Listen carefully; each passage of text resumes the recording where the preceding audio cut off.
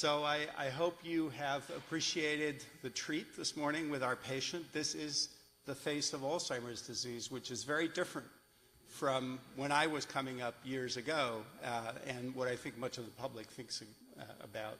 Also an example of why we do this. Our patient will be 80 next year. This is proof that 80 is now the new 60. And hopefully we can all aspire to successful and healthy and cognitively intact lives as we start approaching those ages. So I think this is very much a juncture in the dementia field, and that's why I titled it in a somewhat ambitious way. I think there are three important hot topics. And so my goal is to just give you a bit of an overview of where the field stands, delving a little bit more deeply into three particular areas. This is also the first in a series. Dr. Burhanula will be back with his grand round in a few months, and we'll delve deeper into the use of these monoclonal antibody therapies that I will refer to from now on as MAPs. So let me move through. These are my disclosures that are also available on the site. And so there are three objectives I have. Really, I want you just to list the three hot topics. I think these truly will be with us for a little while. We'll talk about the clinical versus biologic definition of Alzheimer's disease. If you think of our patient today, she has a particular presentation. 10 years ago, she tested normal cognitively. Was something going on then, and is it possible in the future that we might be doing something for her 10 years ago? And that's the pros and cons of biologic versus clinical definition. I'll talk about some of the novel biomarkers. We are in this place because we now are quite able to use biomarkers to quantify disease in the brain, various mechanisms, and actually blood tests coming online pretty soon, which are still finding their place. And then finally, we'll talk a little bit about the MABs, although Haroon will come back in a month or so. So if I were to give a status quo, what's the current state of the field? First is that we're still struggling with definitions, difference between dementia and Alzheimer's. We have, I think, really good data that this is the next pandemic, following the epidemiologist's definition, an increase in the prevalence of disease in all regions. And in fact, we are seeing this, largely because of aging of the population. We're pretty good at clinical diagnosis. I just have dementia there now, but the various clinical states and prodromes that we associate, we're pretty good at diagnosing. And the diagnosis of cause is steadily coming online with biomarkers. It's pretty accurate, pretty good right now with single diseases, although as people age more, comorbidity is the norm. And so we might be exploring amyloid disease and synucleinopathy at the same time in individual patients. We're already doing that. Comprehensive care is actually pretty effective. We have a model of dementia care. Hopkins, many other places have pulled this together. I'll remind you what it is. You heard about it at Grand Rounds last year. And now that's going to come out more widely through the use of the GUIDE project, which will be a way of delivering memory care to people anywhere in the community through a particular CMS program. I won't get into that too much, but just reminding you that it's there. The novel medicines, I think we've got a solid case from our patient about these medicines and the utility for some patients. But as you will hear, they do remain controversial. There are many patients who don't see value in what the medicines promise and emphasize more the potential risks that we'll get into.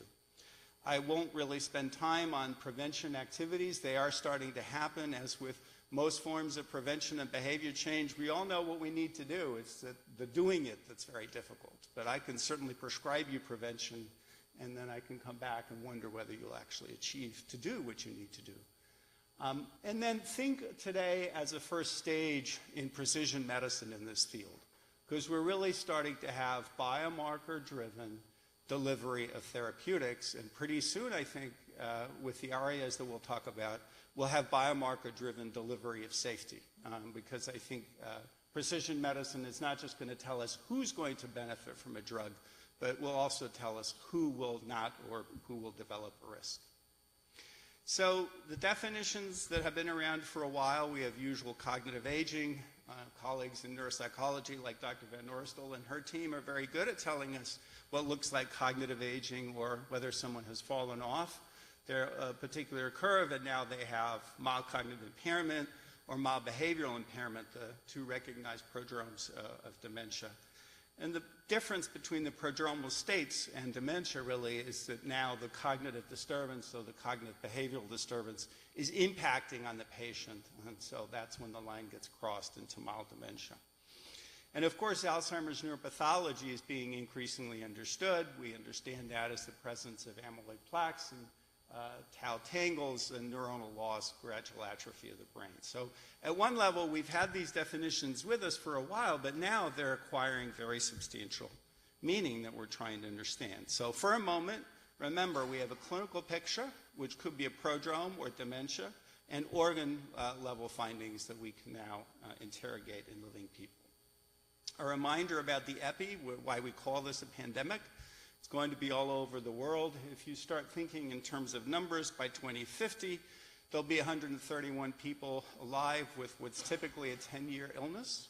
So you do the math in terms of patient years, and that worldwide basis, you're dealing with 2 to 3 caregivers for each patient. So pretty soon, this will come close to 1 billion people impacted on a daily basis, on a global basis, which is why this is such a major issue. What are the major causes of dementia? Again, this is review. Alzheimer's disease is the most prominent. We're appreciating that the various nucleopathies that relate to Lewy body disease or Parkinson's are emerging. And we have a variety of different tauopathies than what we see in Alzheimer's disease, which are typically associated with frontotemporal degeneration. Of course, we have various forms of brain vascular disease. All of these combine and can contribute to the occurrence of the clinical state, the MCI or the dementia. But as I already pointed out, as we get older, most states are mixed. It's very common in 80 and 90-year-olds to have a fair bit of amyloid in the brain, even in very asymptomatic people. The thought there is that perhaps amyloid doesn't matter to everybody at every age, which is going to be relevant to therapeutics down the line. If we're going to develop biomarkers for Alzheimer's disease, of course, we need to understand what's in the brain. This is an old slide from Don Price, just to remind you that we have the, can you see my, no, do I have a pointer? It's okay. So the big globs on the right, those are the accumulated plaques that are disconnecting the synapses. The little eyes that you see with all the hair around them, those are activated microglia.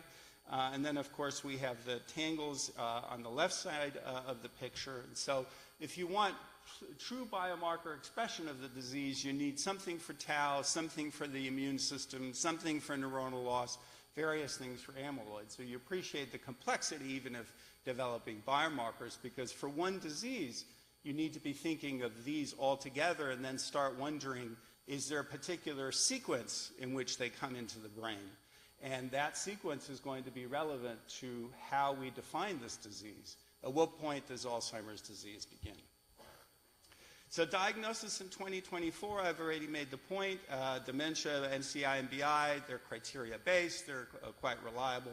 Diagnosis of cause depends on disease-specific biomarkers. I show you a picture of the Montreal Cognitive Assessment. This is a representative of the clinical package of assessment that we do to decide if someone has a cognitive syndrome of some kind. And I also show you a picture of a PET scan with amyvid, which was the first fluorinated, widely available way of imaging amyloid plaque. And as you can see here at the top, you see a PET scan of someone with positive amyvid or floributrin. As you can see, the green, the red, the yellow is very different from the control patient below, who's got these calming blue tones with very little amyloid uptake. So that was the turning point, is the ability to use a PET scan to determine how much amyloid of various kinds a patient has in the brain. So let's talk clinical versus biologic definition. So the revised Alzheimer's Association criteria in collaboration with the National Institute on Aging started this discussion about a year ago with what I'm going to summarize as the main statement. We define AD to be a biological process that begins with the appearance of any AD neuropathologic change while asymptomatic. So our patient today, if 10 years ago she had amyloid on one of these tests, she, by this definition, would have had Alzheimer's disease then. even though from the point of view of our testing capability, she was asymptomatic. The criteria go on to say that an abnormal core1 biomarker result, amyloid, is sufficient to establish a diagnosis of AD and to inform clinical decision-making throughout the disease continuum. This may be setting things up for where we will be in 10 years, and I'll mention to you why I think that. Their point of view is that the integrated biological and clinical definition is really all about bringing into the picture comorbidities, cognitive reserve, brain resistance, all of which affect the relationship between the presence of the biology that's in the brain, how much amyloid, how much tau, and the clinical state. So the relationship of those two is influenced by all these other variables, co-pathologies and so forth. And so the association choose to refer to the biologic state and then to deal later with why the clinical state is present. That's just one point of view. The response, and so for them, AD is purely what's at the organ level. The response came out, I think it was September last year, from an international group that I think had already commented on the development of these revised criteria, and they weren't happy with them. And so they pulled together a group that took a very different position. So the ultimate aim of the field is to foster effective treatments, including preventing symptoms and preventing dementia. The approach to diagnosing AD without a clinical and biologic construct is unwarranted and potentially concerning without a clear knowledge of when or whether symptoms will develop. In other words, our patient 10 years ago, well, we know now it might have progressed, but what if it didn't? We would have given her a diagnosis of Alzheimer's disease at that point purely on the basis of a certain amount of amyloid in her brain. Most biomarker-positive, cognitively normal individuals should not be labeled as having AD. Rather, they should be considered as being at risk for AD. The expansion of pre-symptomatic AD is viewed as a better diagnostic construct. So they're saying if you're asymptomatic, perhaps there's a pattern of biomarkers that consider you to be pre-symptomatic, but not to have AD yet. So they're looking at this in a somewhat different way. So what they say, you need symptoms to diagnose AD. So what are the takeaways? My takeaways is stay tuned. At one level, this is an academic discussion. We're practical clinicians, and so how is this affecting what we should do? There's wide agreement in the presence of symptoms. You have a clinical state, the biomarkers are useful. But there really is absence of data in the absence of symptoms. And by the way, when does Alzheimer's disease neuropathology begin? There's a certain amount of amyloid in your brain. Well, how much amyloid in your brain makes you have AD? And that is ultimately dependent on crossing a threshold that gives you with very high confidence that you will progress clinically. So these are still unanswered questions, and therefore, and also we have no therapies for the asymptomatic state. We may in the next few years. So the bottom line, my solution to the problem is do not test people if they are asymptomatic. Unfortunately, this is happening, as sometimes happens, particularly in the primary care setting. We've had several individuals referred to us who are healthy, very high functioning, who had a family history or a concern, and a primary care physician intending and trying to help did a blood amyloid test and concluded that they probably have AD. Well, what do we do with that patient? So my take home, the clinical versus biological definition issue is more a research issue right now from the point of view of what we do clinically is we do not test, we do not advise testing for the biology unless we have good evidence of the presence of an abnormal clinical state. So what about biomarkers? So we have lots of developments here. Probably the most widely spread and most impactful is the use of digital MRI measures. And you can see here two pictures comparing. On the left, it's kind of small, but if you are able to see the location of the hippocampi in the healthy person, nice healthy brain, and on the right you have basically a hippocampal absence. And that's dramatic conceptualization.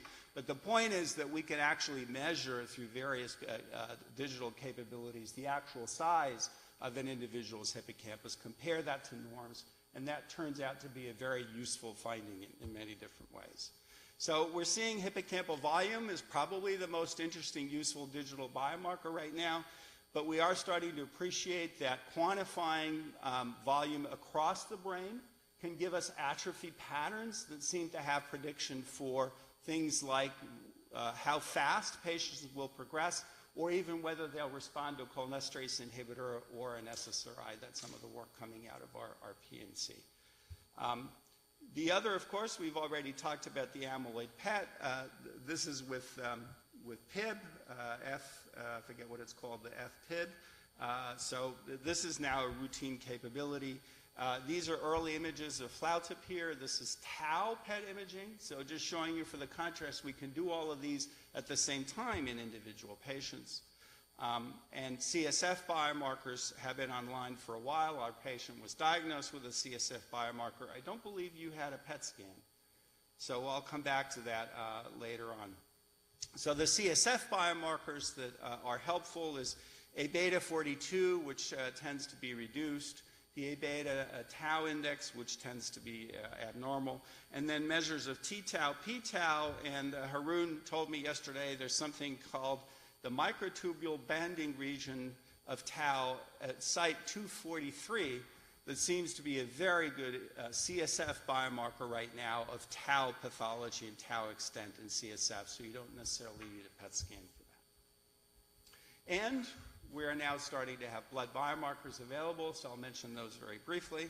So blood biomarkers already in the clinic near you. I think I'm ordering these almost on a weekly basis at this point, certainly with new evaluations. Haroon is nodding.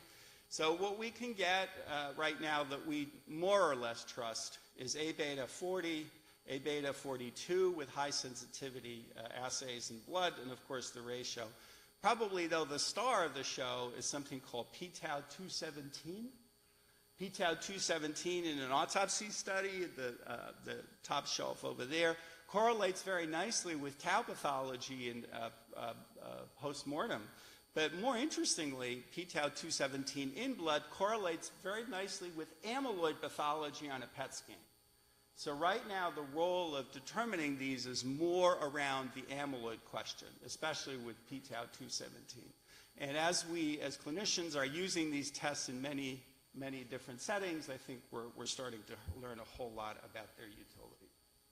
So use of biomarkers is now routine. Nothing is routine until it's paid for. So CMS actually does pay for blood biomarkers. They do pay to some extent for quantitative MRI, although there are some issues around that. People can get amyloid PET or CSF. I tend to use them qualifying for a MAB only, but certainly CMS will pay for an Alzheimer patient to have an amyloid PET scan, even if they're not in the process of qualifying for a MAB. So that's been a change in the last many months. And we have biomarkers that are valuable coming online for other diseases. For example, an alpha-synuclein skin biopsy is, if present, is pretty deterministic for someone having a Lewy body type pathology in their brain as well. And I've had 2 or 3 patients who have positive skin biopsy and clear-cut amyloid pathology from the various biomarkers. So we're getting to the point where we can see in a patient the several pathologies as well. Tau PET, flutalsapir, I believe it's called. I always get tongue-tied with all of these different methodologies. Is FDA approved, but not yet CMS reimbursed. This may change because one of the drugs that you'll hear about, Kisunla, the newest monoclonal antibody, does not seem to be effective in patients who have abnormal tau. And so as we are starting to explore the consideration of who we give that Kisunla to, it's probably going to be important that we know how much tau they have in their brain. And we're not sure that we have that test quite yet. We might have to fly blind for a little bit, informing our patients, but I think ultimately tau PET, the pressure will be on for it to be approved. What about the blood biomarkers, emphasizing p-tau 217, although I'm still ordering the A-betas as well and some other tau species. I think one utility, especially in the practice that we see, is in multimorbid patients, people who we think might have Alzheimer's disease, but they got something else going on, either brain vascular disease or they have a very atypical mood disorder. In those patients, I've had at least one patient now where we confirmed the presence of brain amyloid pathology with p-tau 217 tests. I think that's going to be one utility in helping us sort things out in complicated patients. We may soon see this as a screening test for who will get an amyloid PET scan, which is a much more expensive and more intrusive test. So if you have no p-tau or normal level of p-tau217 in your blood, probably don't have amyloid in your brain, and so you probably would screen out from getting a mAb. That's still not solid in data, but I think that's going to be one utility. And the point I've made, more will be coming as data continue to evolve. Let's talk therapies. So this discussion always runs the risk of forgetting that we're not so bad at what we do already. Obviously, we can't cure this, but from the point of view of disease progression, quality of life, and a variety of other parameters, dementia care, memory care, tailored to MCI or any stage of dementia does have value. So we do have medicines for the cognitive symptoms, the cholinesterase inhibitors and memantine. We have a whole suite of options for people with neuropsychiatric symptoms, which affect all patients with dementia at some point. And then there are some good practices that we approach. One is reduction of medication load. Patients with MCI or mild dementia who have more meds than they need tend to progress faster. Managing comorbidities, hypertension, diabetes, cardiovascular disease. Early detection or prevention of delirium is important. Patient support lifestyle activities probably are very effective as well, including exercise. And then, of course, getting caregivers on board as part of the treatment. So this is something we've been doing for a while. We're still going to keep doing it. As you'll see, these mAbs are not really stopping the disease from progressing, so we will have to have something else to offer patients. So GUIDE, which is the CMS project, is going to start at Hopkins next July, run by Halima Amjad and Cynthia Fields. And it basically is based on the findings that we and others showed with Mind at Home. If people are receiving home-based care coordination, which is what GUIDE is, they stay at home longer, close to 9 months. They have improved life quality. The caregivers spend less time caring for them on a weekly basis, and costs are reduced. So already doing something, the mAbs are coming on top of that, so let's now talk on to how they fit in. Let's talk about them. There's 2 approved mAbs. There was one more, aducanumab, that effectively has been terminated from the market. Lecanemab, also known as Leqembi. Donanemab, also known as Kisunla. I don't know who comes up with these names. We always say that. So what these medicines are very good at is removing amyloid from the brain, at least as to how you can see on a PET scan. So on the left, you have placebo and lecanemab at baseline, which is the top panel, and 18 months later. So on placebo, you can see that it's kind of light blue-colored findings at the top panel, and then the lower panel, clearly you can see the accumulation of amyloid. Hopefully that's visually, doesn't require you a rocket scientist to see that delta, but it's a substantial delta at around 18 months. What about lecanemab? Well, hopefully you'll see that the patient shown here has probably had more amyloid accumulation at baseline than the top-line placebo patient, but clearly 18 months later has much less amyloid uptake in the brain. These 2 drugs target different aspects of the amyloid production to plaque chain. That may or may not be important. Here are the findings for Kisunla as well, various patients, and you can see the 2 patients, 2 top panels over time, very dramatic reduction in the amount of amyloid, so the colors are getting nicer, whereas on the placebo group, patient C at the bottom, you can see a substantial accumulation. So no doubt, they're very good. They remove amyloid, plaque goes down, various other measures of amyloid gets better as well. What's the clinical benefit? Well, the standard scale that's used across studies is called the CDR sum of boxes. 18-point scale. This lives in a 1 or 2 point range in relationship to the clinical trials. So these are, as you can see, the clinical findings on the left are somewhat deceptive because the scales that are being used are quite narrow. And so we're looking at a 1 or 2 point delta. So you can see, yes, there is a difference. So on the top panel, the top line is drug and the bottom line is placebo. Down is worse. You can see on placebo, patients are worsening clinically, but they're also worsening clinically substantially also on lecanemab.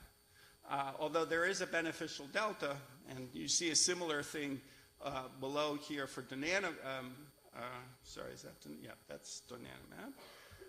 And so the question is, what's the value of this? And that's been very hard to quantify for patients. You can give the results of a scale so that if you take lecanemab versus placebo, you'll have a 0.4 difference at 18 months on the CDR sum of boxes. Well, what does that mean exactly? You might have a 0.5 delta on the CDR sum of boxes on donanemab. What does that mean exactly? And that's very hard to quantify. Most patients who go down this path do it because they feel highly motivated. We have a great example today. And perhaps the kind of most interesting way of thinking about delaying progression is maybe there's a 9 to 12 months delay of going to the next stage. So that may be the extent of benefit, and as we heard very clearly from our patient tomorrow, you have no idea when you're in this therapy where you would have been without the therapy. And so you have to largely move forward on faith, which is important. So if these are very expensive drugs, but we could tolerate them if they were curative, we could pay the expense, and if they were riskless, but they are not riskless. So what do you all think of when you hear the word ARIA, besides Maria Callas, right? You think of something beautiful, right, Anna? Something beautiful. And so this is what I consider to be an example of sanitization of language.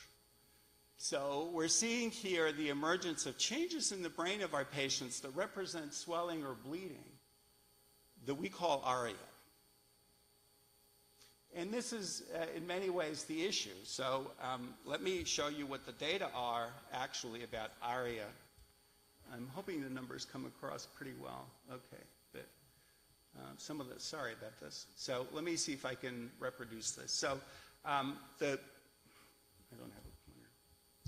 a pointer. The green line on the left, which says 21.3 over 9.3, 36.8, 14.9, those are the rates of actual ARIA. On the top is lecanemab versus placebo lecanemab, and the bottom one is Kisunla versus placebo Kisunla.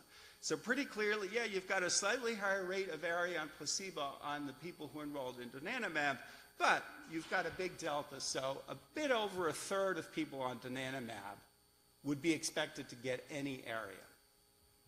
About 20% of patients will get any ARIA if they are on lecanemab, such as our patient today. So clearly there is an elevated rate in ARIAs. The next green line is asymptomatic ARIA. So you see 3% of individuals on donanemab and 6.1% of individuals on donanemab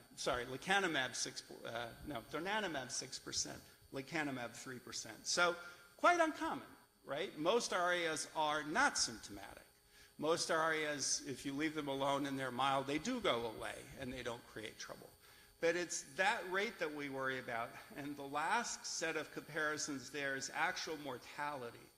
So if you look at the top panel, 0.8 versus 0.7 mortality, no higher than placebo with lecanemab. But donanemab, there may be a signal of about 3 per thousand delta in mortality. Still trying to sort that out. The next set of examples are basically to show to you rates of any ARIA in each drug by ApoE genotype. So the 5.4% that you see there is lecanemab with ApoE 3.3. If you go to 4X, you're getting a tripling and a further doubling for double 4s, which is the reason we're not enrolling folks with ApoE 4 into these trials, because these treatments, because these risks are quite elevated. Similar numbers you see with donanemab below. So sorry about this table didn't work as well as I would like to. I do want to praise Haroon. He's done an amazing job developing this for the whole institution. I will point out that experiences vary quite widely by center and physician. In my experience, and I think that's true for others at our memory center, only a small subset of patients consider. Largely the motivated patients are our patient today is a great example of that. So they have to have MCI or mild dementia. It's generally mini-mental greater than 20. It's the QDRS is really that's key. It needs to be between 2 and 9. They've got to be amyloid positive. They can't have ARIA at baseline. As I pointed out, people get ARIAs even without treatment. And so the program that Haroon was developed, that you'll hear more about at a later grand round, has a pretty elaborate qualifying process. Patients need a semi-monthly for lecanemab or a monthly for donanemab infusions. One of the questions that didn't come up with our patient today was, what's that like, having to go to an infusion center every 2 weeks? And there's very tight follow-up. There's roughly 4 MRIs, sometimes 5, in the year after initiation.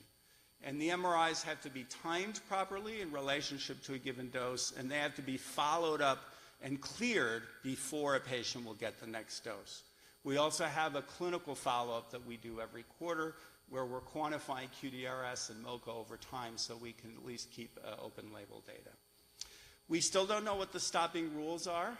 Very different for the 2 drugs.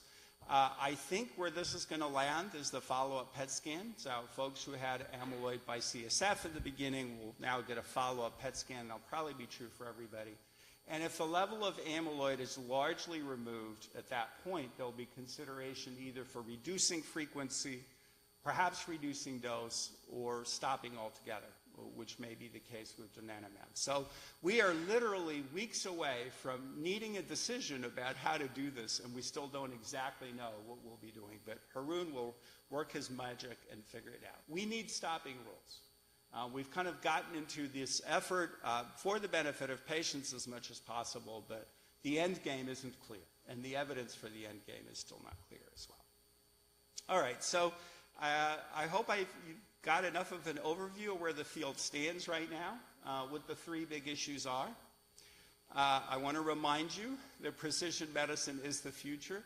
Not everybody will benefit from these meds. There will be more meds that come online. I think ApoE genotyping is going to end up being an important consideration for any med coming down the line. There are trials now designed that are targeting just 3 3s or just 4 4s, et cetera. And so we'll see how that's going to look like in a few years. And a final plug that it's not just going to be predicting efficacy, but also predicting safety. So we're trying to understand, for example, if a brain MRI pattern before the infusions can predict who will get an ARIA, which certainly would be very helpful. We're also trying to see if we can use MRI to know how much amyloid and tau one has in their brain, MRI. And that, of course, would change parameters as well because we won't have to be exposing patients to radioactivity on a regular basis. It's an exciting time in the dementia field. Thank you very much.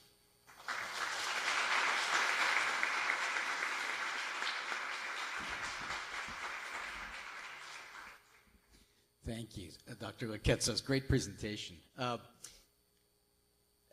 ask you about the first topic, the definition and the issue of biologically oriented definitions versus clinically oriented. It was encouraging to hear that the biomarkers have gotten so good. It sounds like p-tau 217 is particularly good. It makes, to my mind, makes plenty of sense that you have to have symptoms to be diagnosed. As of today, do you need biomarkers? Do you need a blood biomarker, for example, for diagnosis, or can a diagnosis be strictly clinical? Oh, certainly a diagnosis can be strictly clinical. I think with the blood tests, the 217 and others that will follow it, will probably become so routine and so inexpensive that we do them anyway. But for the most part, we find in the blood what we expect to find based on the clinical assessment. Okay, thanks. Dr. Tobolowsky.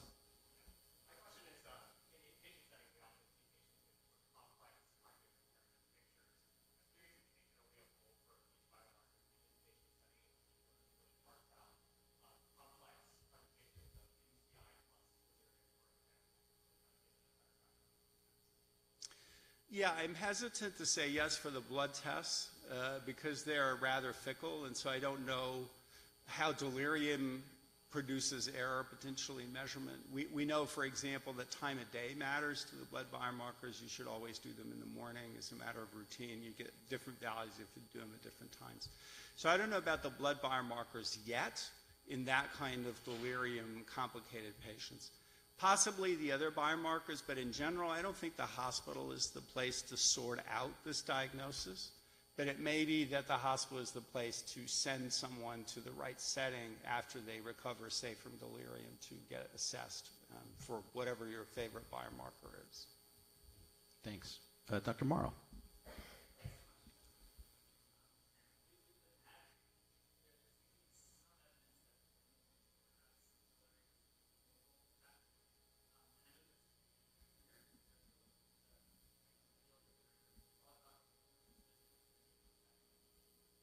Yeah, so Dr. Morrow is raising an important finding, largely propagated by our colleague Dr. Thembasetti when he was still with us before leaving to go from industry from NIA. The finding in the randomized trials is that global brain volume seems to go down faster with the therapies than on placebo.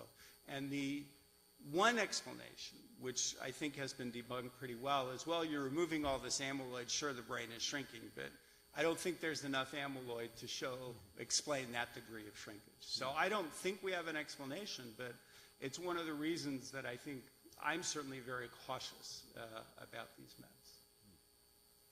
Thanks. Other folks? Dr. Nike.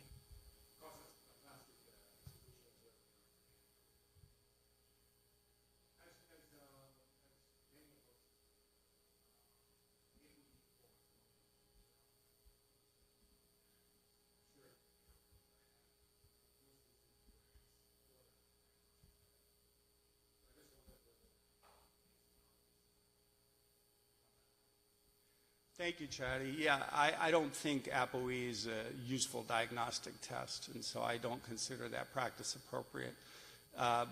Certainly in an asymptomatic individual, remember my admonition, do not test, that's one of the tests I put on the list.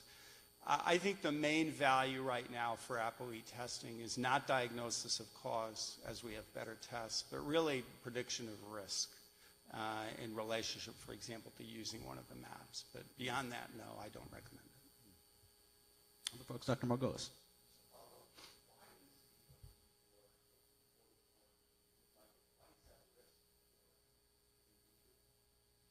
Well, probably because there's a relationship between having double 4 and risk of ARIA, hemorrhages in particular, in the absence of a therapy.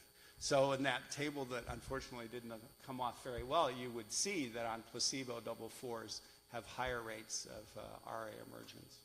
This is something to do about the mechanism for ARIA, which has to do probably with the speed of removal of amyloid from the wall of blood vessels, which there are a couple of candidate theories. One is greater leakiness purely by volume. You've sucked it out so fast. It was maybe become part of the structure of the wall of blood vessels. And the other is you're, and probably both could be right, creating an inflammatory reaction, which is why steroids right now are the standing therapy for people who have areas of, beyond the threshold of significance. Thanks. Other folks? Go ahead.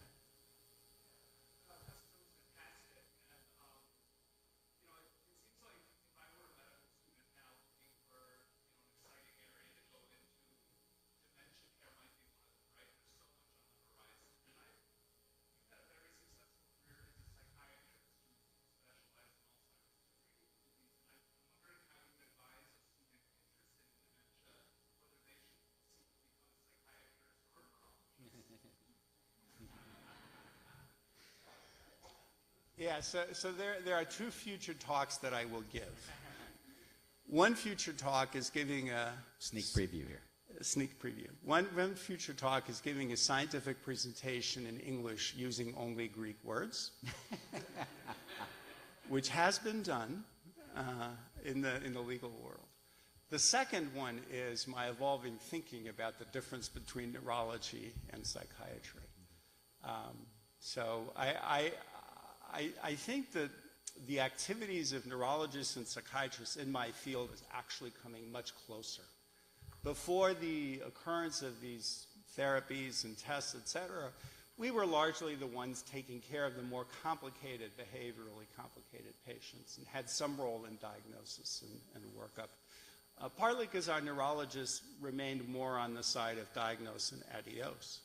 As these therapies are coming online, our neurology colleagues are dropping the adios, and they're starting to do more. So Jake, thank you for referring any resident, telling them this is the field to be in, because there will be ample opportunities.